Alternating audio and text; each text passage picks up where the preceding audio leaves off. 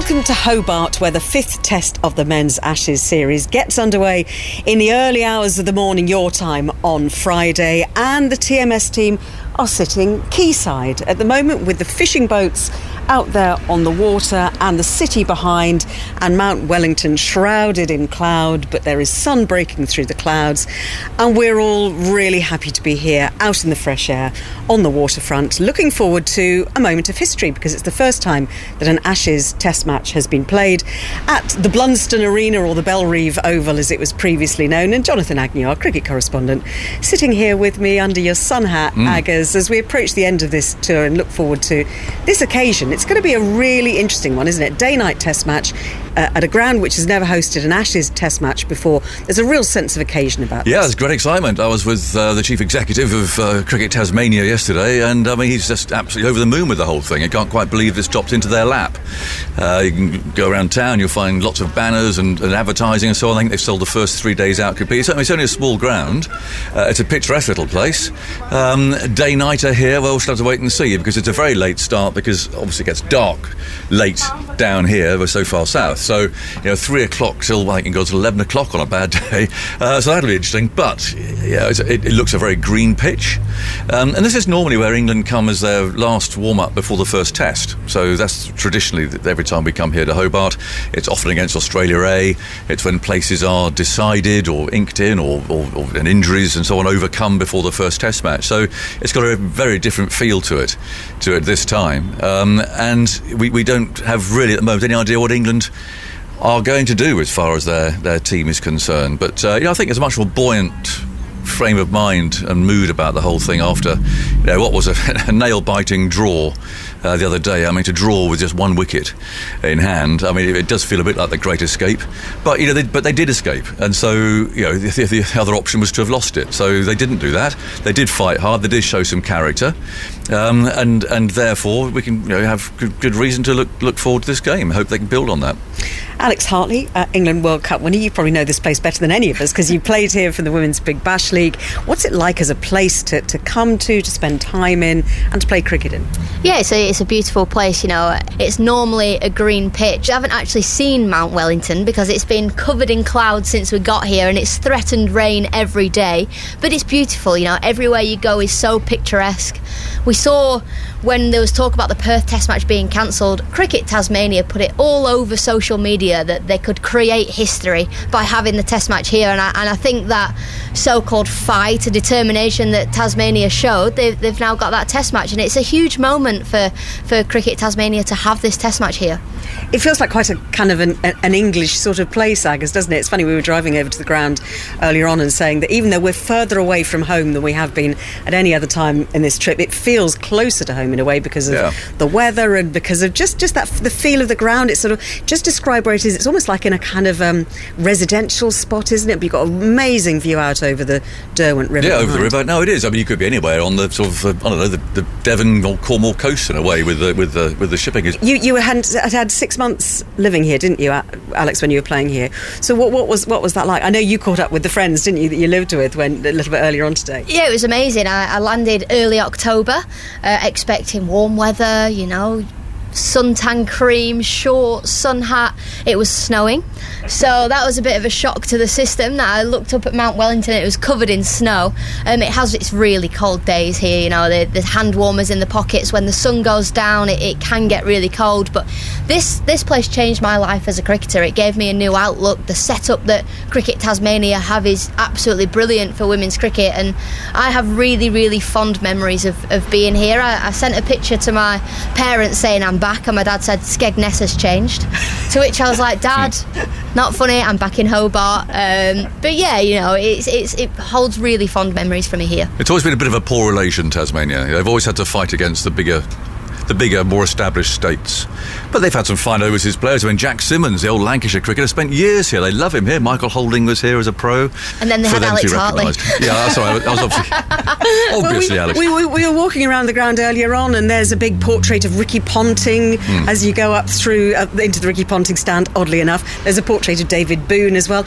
Well, where's the life-size Alex Hartley statue? I've actually got a little plaque in the indoor centre, so anyone that's played for Tasmania or Hobart Hurricanes signs, gets their name on an honours board. So my name is there, you've just got to search for it. I think it's also worth mentioning, of course, it's the home of Tim Payne, and if you think how this tour all began with that, it seems a long time ago now.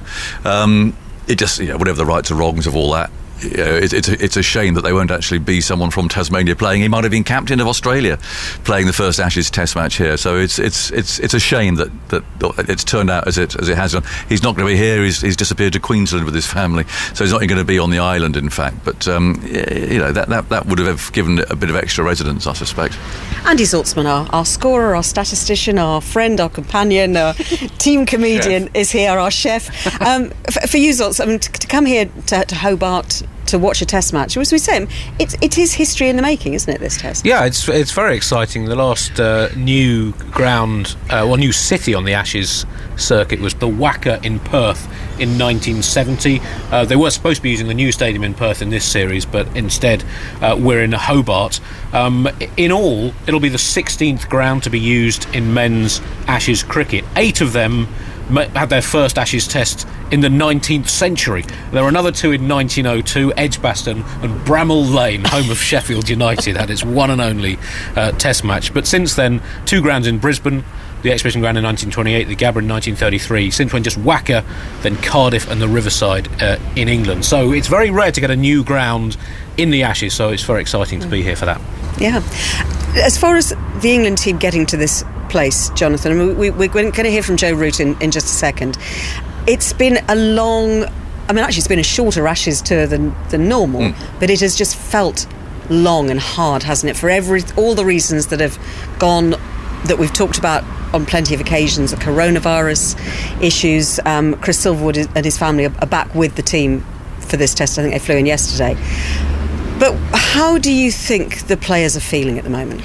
Well, we know how they were feeling before the last Test match because many of them told us so. They were low. Morale was low. They were having a really rotten time with constant COVID testing and the pressure on possibly one or any of them, testing positive, and what the impact of that would have been. And we've seen that from a broadcasting perspective, haven't we? Just the thought of what one positive test does and the knock-on effect of all of that.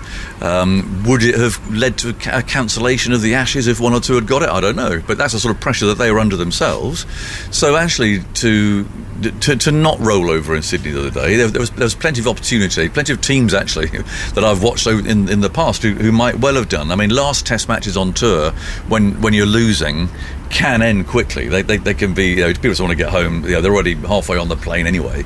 But that doesn't feel like being that here. Although, we will hear from Joe Root in a minute, and I thought he was incredibly downbeat. It's probably, I think he is exhausted. He looked quite exhausted, but I don't think I've ever heard him quite so downbeat. Yes, it is a little bit disappointing, isn't it? You've got the captain of England, who actually they showed fight in that last test match, and you would have thought it'd have made morale a little bit better.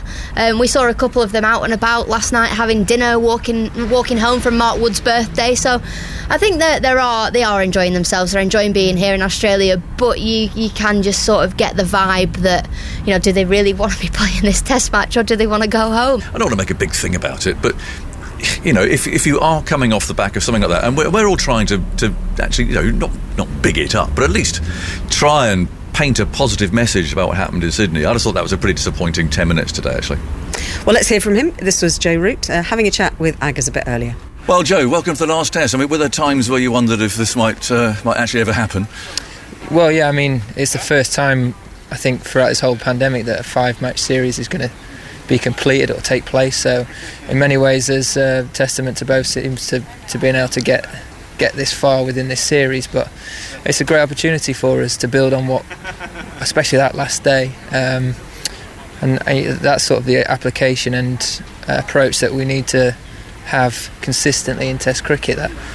That steeliness, that determination, that drive, that pride is exactly how we should be playing Test cricket for 5 days. Yeah.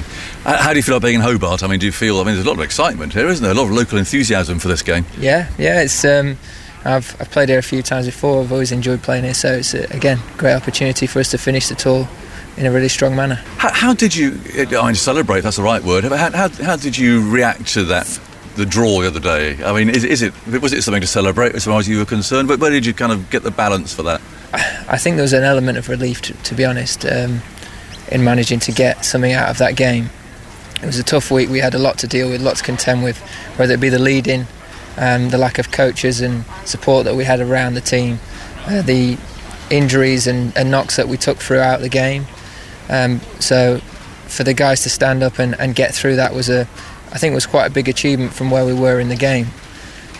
So I think it's a small step forward for the team, and yes, the result still looks very favourable in Australia's side, but I think the manner and the way that we dealt with a lot of things last week shows a lot about the group, and certainly should be used as an incentive and an example of how we can keep taking strides forward now. We've had a very difficult tour, but to respond like that off the back of the first 3 games, I think shows a lot about where the guys are at and how much it means for them to play. Did it feel, I mean, I've read 1 or 2 pieces from players, I think the morale was low before the match and so on, for reasons that you've explained. I mean, could you feel a bit of a shift in just people having a smile on their face again? Yeah, definitely. I think it's something that we all needed, to be honest. It's felt like there's been a lot thrown at us on the field and some stuff around our games as well.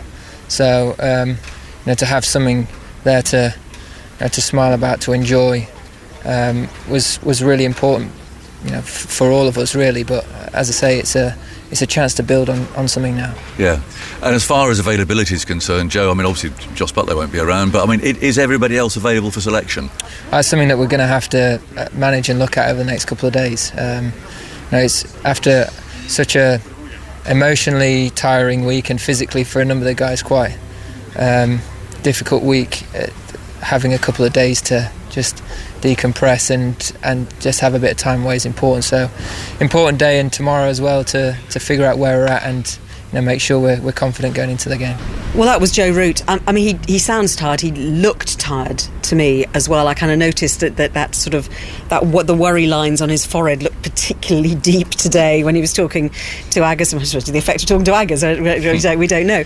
But he normally puts more effort than that, and he I mean, perhaps he is exhausted and. Okay, but I mean, I hope from his perspective he can lift himself a bit and get the team behind him, because it's a big match. It's a big game for him. Whether it influences his decision about his future as captain, it might do. I mean, if England win here and there is that momentum going up, the graph's ticking upwards, that it might persuade him that actually he's got some more to give, and he's got the players behind him, that they're listening to him, and that he has a future. Chris Silverwood, if they win here, I mean, we know that the dagger's already out for him, but again, it would show that things are on the improve. I'm not saying it would necessarily change anything, but the alternative is that England come here and then get hammered, and then you say, well, all that's good stuff that they showed in Sydney, it's all gone, and you're back to where you were before then again. So it is an important game. We know the Ashes are lost, but looking at the pitch and looking at the way that England did at least fight the other day, they'll have a good chance. They'd have a good chance if it comes to a bowling first and there is a bit of weather around and it's a day-nighter in Hobart. I mean, crikey, goodness knows what the temperature's going to be like by 10 o'clock. It's going to be freezing. I think most of us have been out and bought some extra woolies. We thought we were going to be in Perth, where it's often about 45 degrees. But anyway, but it feels like a bowler's match, and England got plenty of strength in their bowling. It's a question, of course, of how their batting stands up to Australia's bowling. But that's what a Test match is all about. But I really hope that England do show that spirit and fight that we saw in Sydney the other day. we should talk about selections for this game, shouldn't we, Agus? Because at this stage we simply don't know, because it's too early to tell, and we don't know about England's walking wounded. Johnny Bairstow, Ben Stokes. We know Joss Butler's gone home. You mentioned Sam Billings. Will he keep wicket? We don't know about the bowlers, if Stokes plays as a batter. Well, what's your thoughts initially? Well, there's so many things to answer, aren't there? I mean, we assume that Bairstow can't keep wicket because he has got a chipped bone, so I think it's unlikely that he will. Therefore, it would seem very likely that Sam Billings will play, and that's great. Make his debut. He's had this wonderful journey to get down here. He's also been very patient. He's been on the fringe for a long time. He's a good cricketer, and he's got a nice spirit about him. He'll bounce around the place and make people smile. So I mean, that's good. The Stokes one's really interesting. If you go into a Test match with a side strain, all right, as a batsman you might get away with it. I mean, obviously you can't bowl with a side strain. As a batsman there's a chance he might make it worse, which wouldn't be good. If he does do something that makes it worse, he can't have a substitute fielder through the entire game. You're coming into a match with a known injury, so that's a risk. I mean, they could plant him at slip or whatever, but even you just don't. A side strain is such a big injury. It impacts all sorts of things. So if he plays as a batsman, and having looked at that pitch today, that looks like they've got to play 4 quick bowlers, and so that again would mean that Leach doesn't play, and they've got to pick the 4 seamers that they think would go well with a pink ball and so on, as we've talked about under the lights here, and that would just mean that Leach wouldn't be able to play. And I can't see him playing just 3 seamers on that pitch. Opening batsman, we'll talk about that. Hamid, does it seem the right thing to drop him as a sort of a kindness measure in a way, and take some pressure off him, give him a break? That's possible. Again, we haven't talked to him, so we don't know how he's feeling. Is it a backward step to go back to Rory Burns? I would say yes. I think Rory Burns is a fighter. He's got a good character. He's got an awful technique, and therefore he's not going to consistently produce runs. He might here and there, but when you've got a technique that is flawed, you are not going to be a consistent player. So, if England are going to move on, and like Crawley's innings the other day, again, I think emphasised the point that he does have a future. He tightened his game up a little bit. Then perhaps they do give Hamid one more game. But they're difficult ones to answer without knowing what's actually in the camp. But certainly Stokes and the wicketkeeper and the balance of the attack, those are the things that they'll really be considering, I think. Well, let's focus a bit on Sam Billings. The England captain, Joe Root, in his press conference did talk about the Kent wicketkeeper batter. Let's hear what he had to say. As always, when he's around the group, he brings a lot of energy. He's constantly smiling. He loves his cricket. He's a great guy to have around the environment. And I'm sure if he gets his opportunity, he'll throw everything into his opportunity. So it's nice to have him here, and he'll be wanting to get stuck into training the next couple of days, show what he's got. Well, that's Joe Root on Sam Billings, talking about the fact that he drove a long way to come down here, that he's keen, he's good to have around the camp. I mean, Alex, you've watched him a lot in franchise cricket, haven't you, Sam Billings? What do you make of his chances of transferring to the Test arena? Yeah, he was in the Test squad back in the summer. He's been in and around white ball team for a long time now, a very successful white ball team as well. So he's going to bring positive energy to this squad, and I think having a fresh mind, a fresh pair of eyes, somebody that has, been in successful teams. A lot of these lads have played a lot of cricket in this Ashes series, and it's hard to pick up the mood, so a fresh face might just do that, and I think it's a huge opportunity for Sam Billings to really show what he's about. How much first-class cricket has he actually played, Andy? He's played 74 matches in total, scored over 3,000 runs at an average of 34. Does average slightly better as when played not as a wicket-keeper. He's made 600s 4 when not keeping wicket. Averages 31 in the games that he has kept wicket. But he's not played a lot recently. In the last 2 years, just 6 games of red ball cricket. But he did make his sort of breakthrough international century against Australia in the 2020 home ODI series. So, in summary, unproven. Because England have Joss Buttler is injured, Aggers, but I mean that's another example of a white ball specialist wicketkeeper batsman who hasn't entirely successfunnily transferred. No, I mean he's made some mistakes on this series. One or two quite high profile ones. He's taken some very good catches as well, mind you. Funnily enough, the wicketkeeper I think probably made the fewest mistakes, and I had to check my books on this, would be Johnny Bairstow. I think he's kept more or less immaculately while he has been keeping wicket for England. It's been more for his batting has been shunted around, but the wicket-keeping role is so important, and so to have some fresh energy behind the stumps, that's kind of the engine room really, and they keep everybody going. They're shouting all the time, they're encouraging the players, and Billings will do that very well. How do England solve the bowling conundrum in your eyes, Alex? Who have they got in the side? Are you playing Jack Leach, or are you going with an all-seam attack? I've not seen the wicket, but it's normally green here. I don't think you can go with Jack Leach, although he had a brilliant Test match in Sydney. He finally got things right, bowled good areas in the second innings, not so much the first, and got 4 wickets. But I just think with the pitch here at Blundstone Arena, I think you've got to leave him out, bring back Ollie Robb. There's talks that Jimmy might not even play, he might have a rest, but I think they've got to play Jimmy. He's been fantastic for England. Yes, he's not had his rewards, but he's been economical. So would I. That's exactly right. I mean, the pitch is as green as Alex's shirt. It really is. A lot of grass. And if Stokes is going to play as a batsman, you've got to play 4 seamers. They're going to have to, 8, 9, 10, 11. So I just think the spinner will miss out again, and then you just toss up what you've got. I mean, I'd certainly play Anderson. I think, again, given that they've picked the wrong team so many times, you suspect that he might miss out. But again, I'll definitely bring Robinson back again. He's probably freshened up a little bit. He looked tired, I thought, and then he has had that last match off. And Broad and Anderson and Wood, I'd just chuck him in there. Yeah. They've got one more game and they've got a month off. Yeah, I think I totally agree. I don't know if I can see Stokes playing, though. The way he was playing his shots and wincing with every single shot he played in that last Test match. That's the risk. It would be a miracle to turn around so quickly. There's been hardly any rest between the Test matches. It's been 4 or 5 days. If he does recover, I want some of his blood, because he's got good blood in there, providing good oxygen to his muscles. So, yeah, and then you go, well, do you go Wokes, give him another opportunity? Because he can bat, play as an all-rounder, but his overseas record has not been proven great. So there are a couple of headaches for England.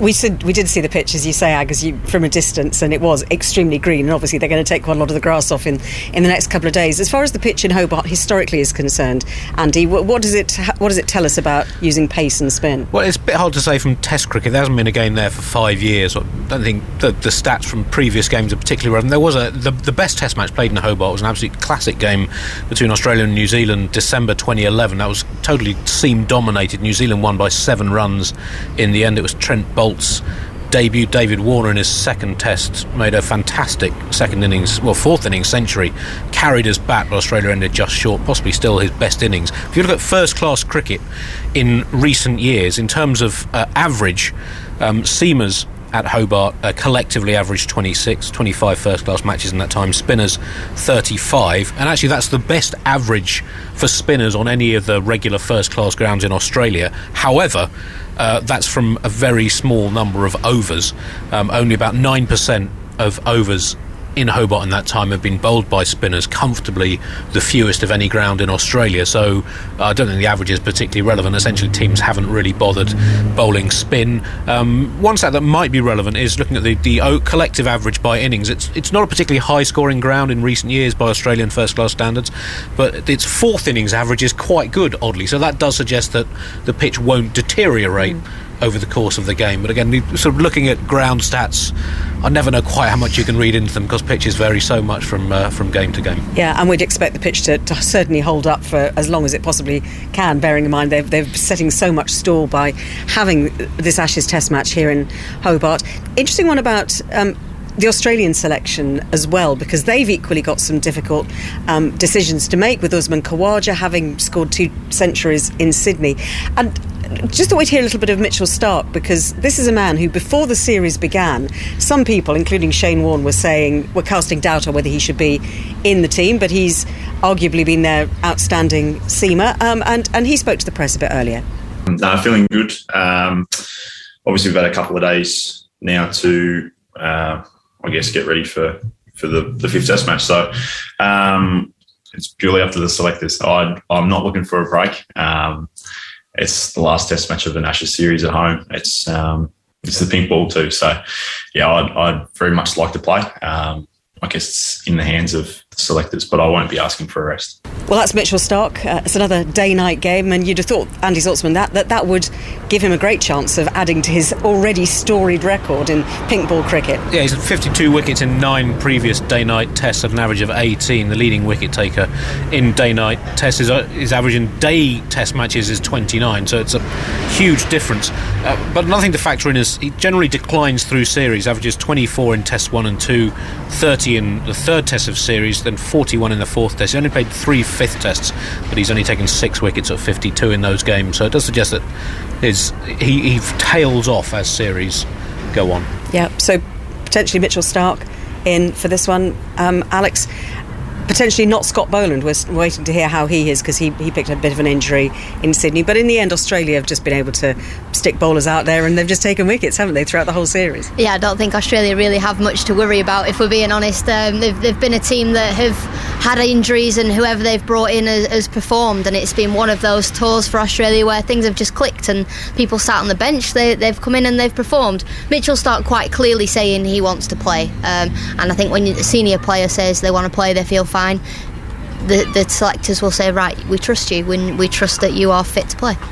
And how do you fit Usman Khawaja into this team, Aggers, or don't you? Well, you might not, but you could open with him. Can you seriously drop someone who scored 200s in an Ashes Test match of the line? I mean, you can't. So they've got to find room for him somewhere. What chances are you giving England in this Test match, Alex?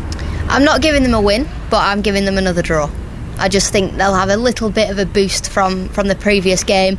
Shows one batter getting runs, and it gives your team an opportunity, so they'll take a bit of positive from that. Yeah, I mean, I think there'll be a result looking at that pitch, or they could change in a couple of days. So that's one caveat with that. England have got the ammunition to bowl well. I mean, they have had opportunities in this series, but someone has come in from the Australian perspective and spoilt it, or there's been a drop catch, or there's been something that's gone wrong. So if they do click everything, there's no reason why England shouldn't win here. Yeah, I think that if you had to sit down, if you're the England squad and you had to sit down and sort of design a pitch for Hobart day-night with what you've got in your armoury, you'd choose what they've got down the road. And so it's up to them now to perform.